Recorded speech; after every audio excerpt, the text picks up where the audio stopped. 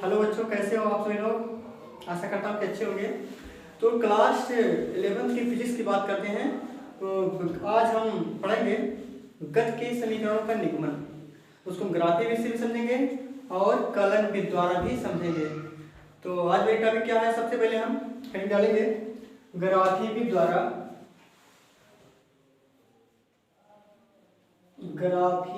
द्वारा गति के समीकरणों का निगमन। तो ग्राफी विधि द्वारा हम गति के समीकरणों का निगमन करने के लिए सबसे पहले क्या करेंगे, सबसे पहले हम जानेंगे कि प्रारंभिक वेग क्या होता है, अंतिम वेग क्या होता है, त्वरण क्या होता है। वेग क्या है, किसी निश्चित दिशा में अगर कोई वस्तु गति कर रही है निश्चित दिशा में, लेकिन एकांक समय में, तो एकांक समय में किसी वस्तु द्वारा तय किया गया विस्थापन को हम क्या कह सकते हैं, वेग कह सकते हैं। या ऐसा भी कह सकते हैं कि किसी वस्तु द्वारा विस्थापन परिवर्तन की समय दर को हम क्या कहते हैं, वेग कहते हैं। शुरुआत का जो वेग हमारा होता है उसको हम बोलते हैं प्रारंभिक वेग, और जो अंतिम वाला वेग होता है उसको हम क्या बोलते हैं, अंतिम वेग। तो my name is Neeraj Dwivedi और मेरा एक क्वाइट सा चैनल। तो आइए मैं फिगर के माध्यम से आप लोगों को सुनाने का प्रयास करता हूँ। तो ये है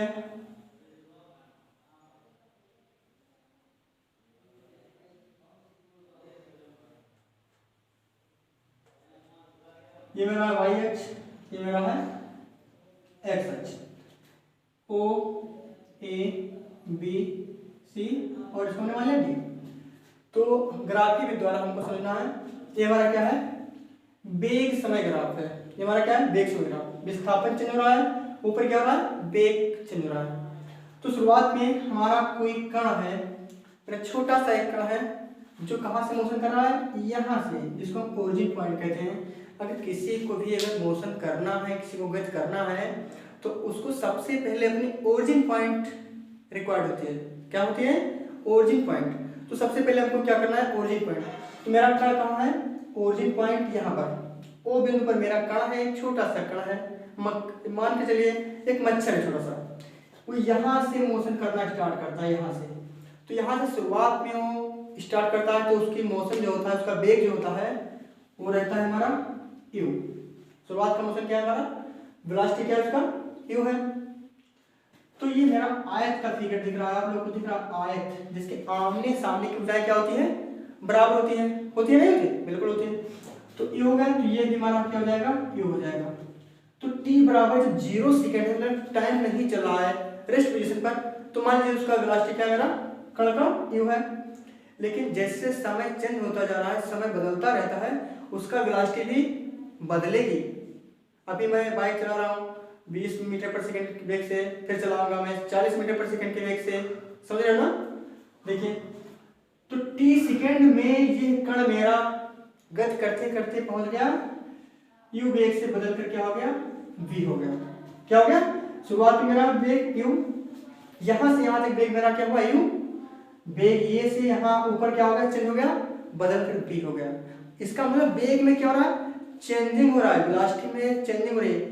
मैंने आप लोगों को पहले ही बताया है कि वेलोसिटी में जब चेंज होता है, वेलोसिटी में परिवर्तन होता है, तो मिलता क्या हमको, त्वरण मिलता है।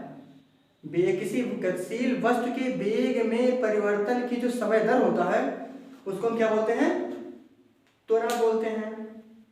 त्वरण भी कई प्रकार के होते हैं, जैसे धनात्मक त्वरण, ऋणात्मक त्वरण।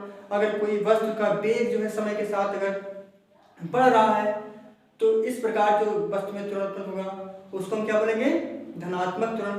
अगर वेलोसिटी घट रही है समय के साथ, तो त्वरण कौन सा होगा, ऋणात्मक त्वरण। जैसे फिर किसी पार्टिकल को उठाया, फेंक दिया ऊपर की ओर, जैसे जैसे वो पार्टिकल ऊपर की ओर जाएगा, जैसे जैसे ऊपर की ओर जाएगा, क्या होगा, लगातार टाइम के रिस्पेक्ट में क्या होगा, उसका वेलोसिटी कम होता जाएगा, और अंतिम एक सबसे मैक्सिमम पॉइंट पे उसका वेलोसिटी 0 हो जाएगा।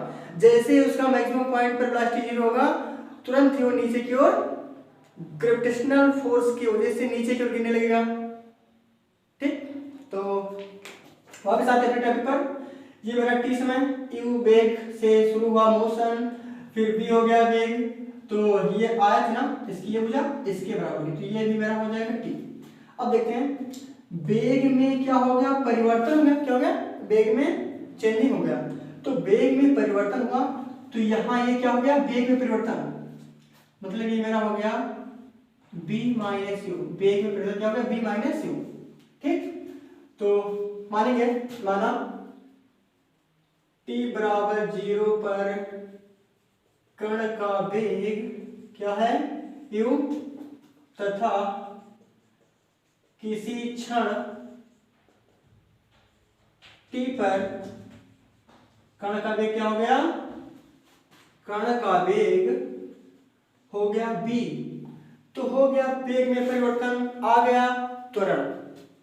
तो त्वरण को हम लिखते हैं बेटा ये से, त्वरण ये बराबर होता है वेग परिवर्तन बटे समय अंतराल। क्या होता है, समय अंतराल होता है। वेग परिवर्तन बटे क्या होता है, समय अंतराल।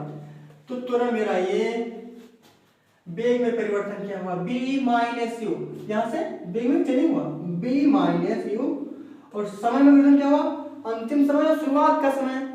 अंतिम वेग जिस प्रकार से अंतिम वेग में से प्रारंभिक वेग को घटाया गया था, अंतिम वेग मेरा ज्यादा है यहाँ पर और प्रारंभिक वेग मेरा कम है ना, इसलिए। तो देखो b माइनस यू बटे t माइनस 0।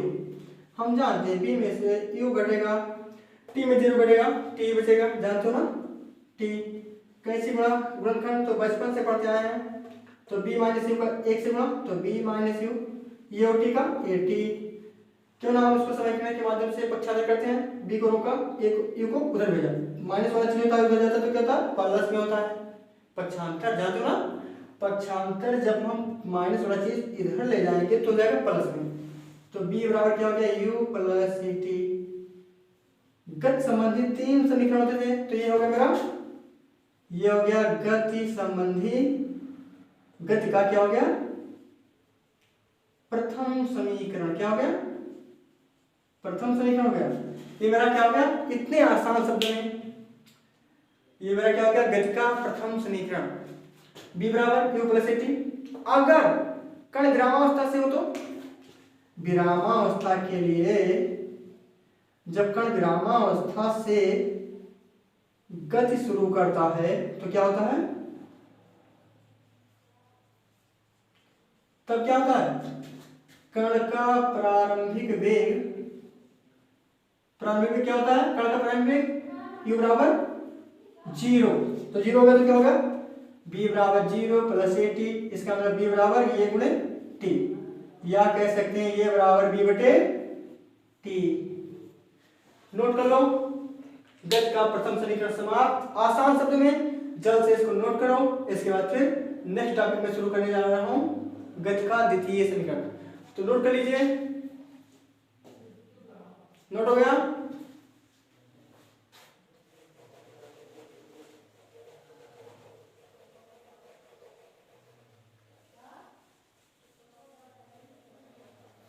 अब आते हैं गति के, ये हो गया, आगे डालेंगे द्वितीय समीकरण। क्या लिखेंगे, गति के द्वितीय समीकरण का निगमन। गति के द्वितीय, ये मुझे द्वितीय लिखा हुआ है, इसको समझो, थोड़ा इंक ज्यादा डाल लिया है इसलिए। तो ये क्या हो गया, गति के द्वितीय समीकरण। द्वितीय समीकरण क्या होता है बेटा, s बराबर होता है ut plus half A T square. इसको उनको प्राप्त करना इस ग्राफ द्वारा। तो मान लेता हूं, माना t समय में कोई गतिशील कण, t समय में कोई गतिशील कण क्या हो जाएगा, t समय में कोई गतिशील कण s दूरी तय करता है, s दूरी तय करता है, तब तो पूरा दूरी को ज्ञात करना है। तो पहले ये आयत का क्षेत्रफल निकाल लो, त्रिभुज का। तो तय की गई दूरी s बराबर आयत, आयत किसका, OACD, OACD का क्षेत्रफल प्लस त्रिभुज ABC का क्षेत्रफल, ABC का क्षेत्रफल। आयत का क्षेत्रफल होता है लंबाई गुणे चौड़ाई, त्रिभुज का क्षेत्रफल होता है 1/2 गुणे आधार गुणे ऊंचाई। ये त्रिभुज, ये आधार हो गया, जिसकी ऊंचाई हो गई, ये इसका कर्ण है, समकोण त्रिभुज ना 90 अंश बनना है, जानते हो ना। तो S इक्वल टू आज कैसे पर लंबाई गुणे चौड़ाई, लंबाई मेरा है t, चौड़ाई क्या है इसका u, तो क्या हो गया u गुणे t।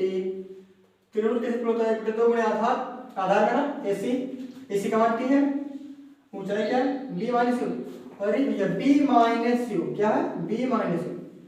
हम जानते हैं कि b माइनस u बराबर क्या होता है, ये t गति के प्रथम समीकरण से होता है, प्रथम समीकरण से ना, यहाँ लिख देता हूँ ये t, तो यह बराबर ut प्लस 1/2 t, t यहाँ था b माइनस u हो गया ये t, और ये और t का गुणा t स्क्वायर, तो ये t स्क्वायर, ये मेरा हो गया गति का, ये क्या हो गया गति का द्वितीय समीकरण, क्या हो गया गति का द्वितीय समीकरण हो गया, क्या हो गया।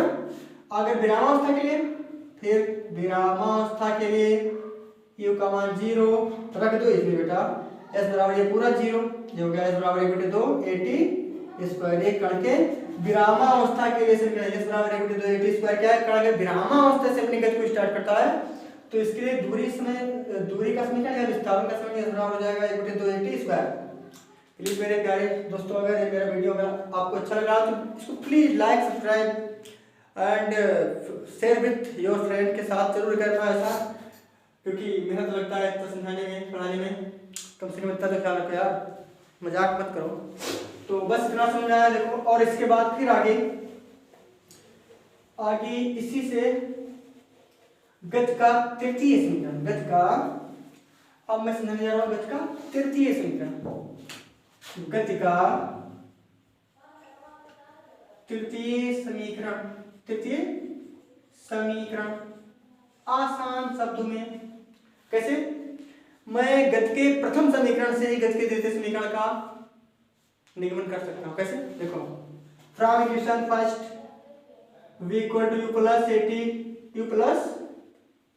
at, इक्वेशन फर्स्ट स्क्वायरिंग कर दोनों तरफ, स्क्वायरिंग मतलब squaring on both sides, squaring on both sides, दोनों तरफ स्क्वायरिंग कर दो, तो क्या होगा बेटा b स्क्वायर, ये प्लस b का होल स्क्वायर जाते हो 6 में पढ़ाया गया था ना, 7 में पढ़ाया गया, 8 में भी हमेशा पढ़ाया जाएगा, ये square plus b square plus 2ab होता है ना, वही करना है बाबू, u स्क्वायर प्लस ये square t square plus 2ab 2u at, b square बराबर u स्क्वायर प्लस, देखो इसको पहले लिखता हूँ 2u, क्रम में नियम का पालन मैं भी करता हूँ ना, a स्क्वायर t स्क्वायर, इसमें 2 ये कॉमन लेना है, क्या लेना है, अरे भैया 2 ये इस पे कॉमन इसमें है नहीं, 2 ये कहाँ से कॉमन होगा, 2 ये कॉमन लेना है ना, और 2 ये इसमें नहीं, जो नहीं हो उसको अगर कॉमन गुणा में ले रहे हो तो उसको भाग कर दो, u स्क्वायर 2a मैं कॉमन लेकर ही रहूंगा आज, 2a मैं कॉमन लेके ही मानूंगा, 2a कॉमन ले लिया बचा ut प्लस, और इसमें ये तो निकल गया बाहर बेचारा किस तरह से, लेकिन 2 इसमें है नहीं, तो 2 से भाग कर देना पड़ेगा, 2 से गुणा कर देना पड़ेगा, यहाँ 2 से गुणा कर दो, 2 से भाग कर दो, 2 निकल गया, 2 लेकिन बच गया ना, यही काम करना है चुपके से, तो बचेगा 1/2 at स्क्वायर। हम जानते हैं गति के द्वितीय समीकरण से, गति का द्वितीय समीकरण क्या होता है, द्वितीय समीकरण यस बराबर होता है ut प्लस 1/2 at स्क्वायर। भैया इतने के स्थान पर द्वितीय समीकरण में सिद्ध कर चुका हूं, तो क्यों ना लिख दूं यहाँ पर, तो b स्क्वायर बराबर u square plus 2a, yes ये मेरा हो गया गति के तृतीय समीकरण, क्या हो गया गति का तृतीय समीकरण। विरामावस्था के लिए पहले से विद्यमान जानते हो ना, b स्क्वायर बराबर 2a, यस u का मान हो जाएगा 0।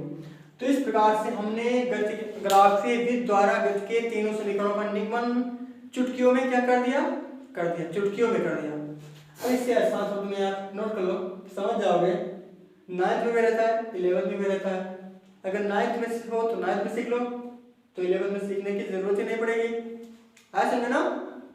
और इसके बाद मैं फिर अपनी टॉपिक को शुरू करने वाला हूँ, इसी को मैं शुरू करूंगा, ये तो हो गया मेरा ग्राफीय विधि से। अब कलन विधि द्वारा गति के समीकरणों का निगमन करने वाला हूँ, लेकिन बस आज के लिए इस टॉपिक के लिए इतना ही। नेक्स्ट वीडियो में मिलूंगा गति के समीकरणों का निगमन करने के लिए ग्राफीय विधि द्वारा नहीं, कलन के द्वारा गतिकीय समीकरणों का निगमन नेक्स्ट वीडियो में मिलूंगा। तब तक के लिए धन्यवाद। Thank you for watching my video. अगर अच्छा लगे तो उसको प्लीज सब्सक्राइब और लाइक अवश्य करना। Thank you so much.